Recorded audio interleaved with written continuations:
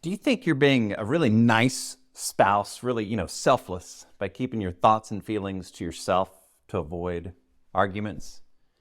I used to, till I realized I was actually being super selfish. Hey, I'm David Roper, a licensed professional counselor and relationship coach guiding couples for the past 30 years. And I used to think, I was doing the right thing, keeping my thoughts and feelings to myself. But what inevitably would happen is that I would eventually blow up, spewing hateful, hurtful things out in anger and frustration that had been pent up for months or maybe even years. You too? What I had learned is that I wasn't being selfless. I was actually being really selfish. Let me explain. So first, why do we do this? Why do we keep our thoughts and feelings all bottled up instead of expressing them over time?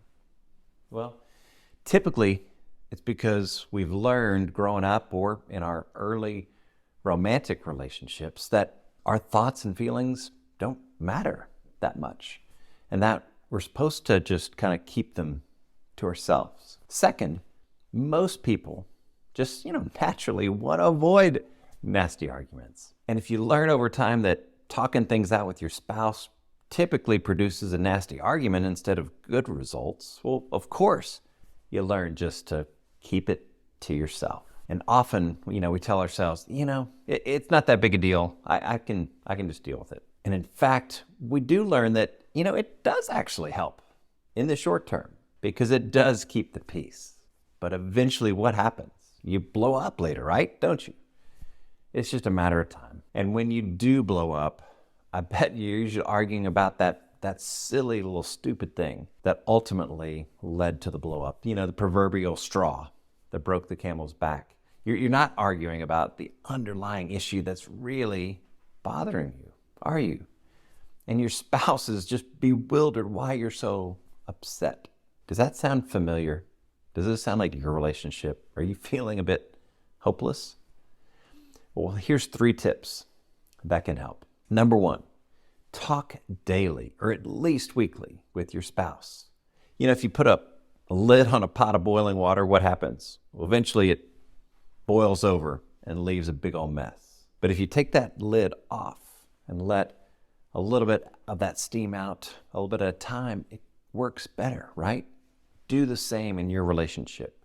Talk a little bit each day. Number 2, if you're the spouse, encourage your spouse to share things, especially hard things that you don't want to hear. How? Ask them to tell you what's on their heart and mind.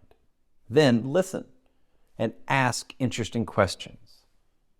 Then thank them for telling you. And then think about what they said for one day without saying anything in response. Notice how you're delaying saying anything to them in return. That's because you want them to get comfortable sharing things with you.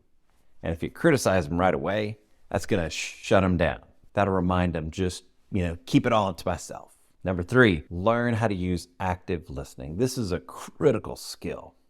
If you don't know how, check out my video titled Active Listening because it's the most critical communication skill when done properly.